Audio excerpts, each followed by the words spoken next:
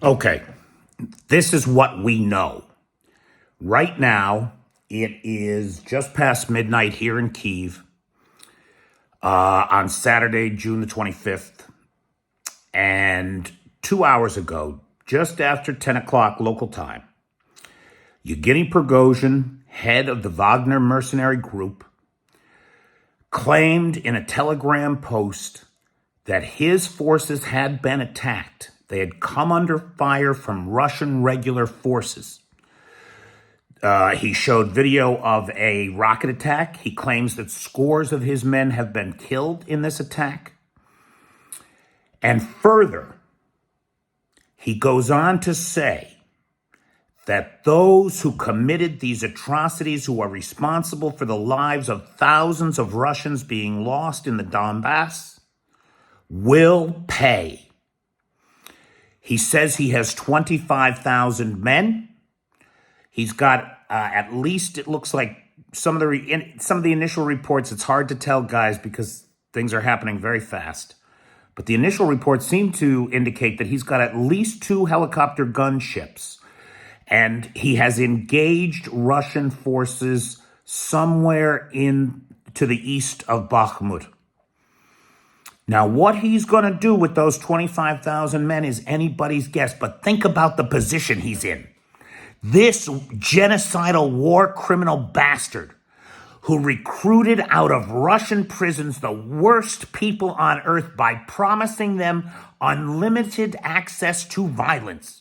He promised them that they would be able to rape, rob, and murder Ukrainians until there were no Ukrainians left.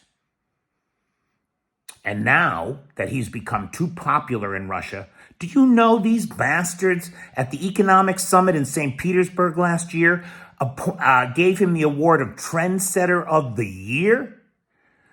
He's got more than 1 million followers on Telegram. I mean, it's crazy. But he's popular. He's a war criminal in the West.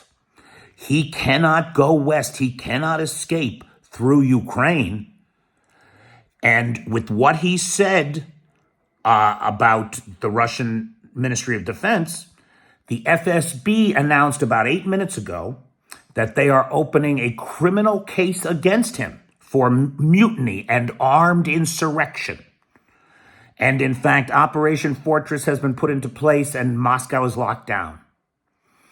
Now, if all of that is true, Prigozhin's life is over. He can't escape to the east. That's where Russia is. He can't escape to the west, north, or south. That's where Ukraine is.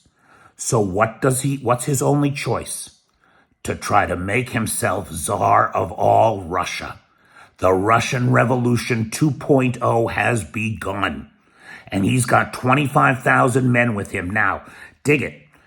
He's got another 200,000 disenfranchised, demoralized Russian soldiers in Ukraine. How many of them might march with him on Moscow? How many of them might abandon their positions and turn their guns north? Let's hope all of them. Some percentage of them are going to. He's vowed to murder everybody that resists him. He has called for the Russian regulars to abandon their posts and join him. What's going to happen? Nobody knows. But it's starting now, and it's happening right now.